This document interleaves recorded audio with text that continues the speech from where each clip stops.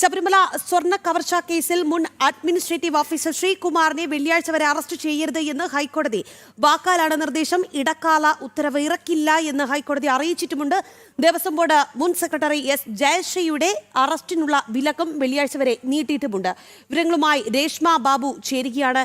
രേഷ്മ, വളരെ നിർണായകമായ ഒരു ഇടപെടൽ വിഷയത്തിൽ ഹൈക്കോടതി നടത്തുകയാണ്.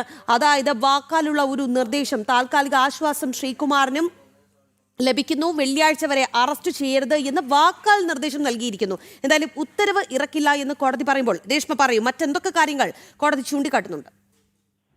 രാഖി, ശബരിമല സ്വർണ്ണക്കവർച്ചാ കേസിൽ SIT സംഘം പലരെയും അറസ്റ്റ് ചെയ്തതിന് തൊട്ട് പിന്നാലെയാണ് ഈ FIR-ൽ പ്രതിചേർക്കപ്പെട്ടവർ ഹൈക്കോടതിയെ സമീപിച്ചുകൊണ്ട് മുൻകൂർ ജാമ്യത്തിനുള്ള നീക്കം നടത്തിയത്. മുൻ അഡ്മിനിസ്ട്രേറ്റീവ് ഓഫീസറായിട്ടുള്ള ശ്രീകുമാറിന്റെ മുൻകൂർ ജാമ്യാപേക്ഷ നേരത്തെ കീഴ്ക്കോടതി തള്ളുകയും അതിന്റെ അടിസ്ഥാനത്തിൽ ഹൈക്കോടതി അദ്ദേഹം സമീപിക്കുകയുമായിരുന്നു. ശ്രീകുമാറിനെ വെള്ളിയാഴ്ച വരെ അറസ്റ്റ് ചെയ്യരുത് എന്നുള്ളൊരു വാക്കാൽ നിർദ്ദേശം ഇന്ന് ഹൈക്കോടതി സിംഗിൾ ബെഞ്ച് നൽകിയിട്ടുണ്ട്. ഇടക്കാല ഉത്തരവ് പക്ഷേ ഇറക്കുന്നില്ല എന്നുള്ളതായിരുന്നു ജസ്റ്റിസ് A ബദറുദ്ദീന്റെ ബെഞ്ച് നിലപാട് സ്വീകരിച്ചത്. വെള്ളിയാഴ്ചത്തേക്ക് ശ്രീകുമാറിന്റെ മുൻകൂർ ജാമ്യാപേക്ഷയും അതോടൊപ്പം തന്നെ ദേവസ്വം ബോർഡിന്റെ മുൻ സെക്രട്ടറി ആയിട്ടുള്ള S ജയശ്രീയുടെ മുൻകൂർ ജാമ്യാപേക്ഷയും വീണ്ടും പരിഗണിക്കാനായിട്ട് മാറ്റിയിട്ടുണ്ട്.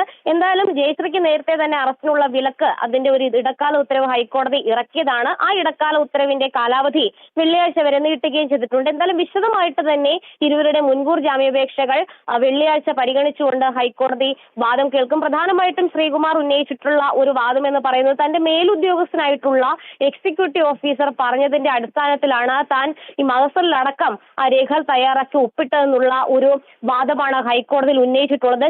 ജയശ്രീയുടെ വാദം എന്ന് പറയുന്നത് ദേവസ്വം ബോർഡിന്റെ തീരുമാനം അത് എഴുതുകയായിരുന്നു. അതിനപ്പുറത്തേക്ക് തനിക്ക് പ്രത്യേക താല്പര്യമൊന്നും ഉണ്ടായിരുന്നില്ല. തന്റെ ആരോഗ്യ പ്രശ്നങ്ങൾ കൂടി കണക്കിലെടുത്ത് തനിക്ക് മുൻകൂർ ജാമ്യം ലഭിക്കണമെന്നുള്ളതായിരുന്നു ജയശ്രീയുടെ ആവശ്യം. എന്തായാലും ഇരുവരുടെയും അറസ്റ്റിനുള്ള വിലക്ക് അത് ഉണ്ട്.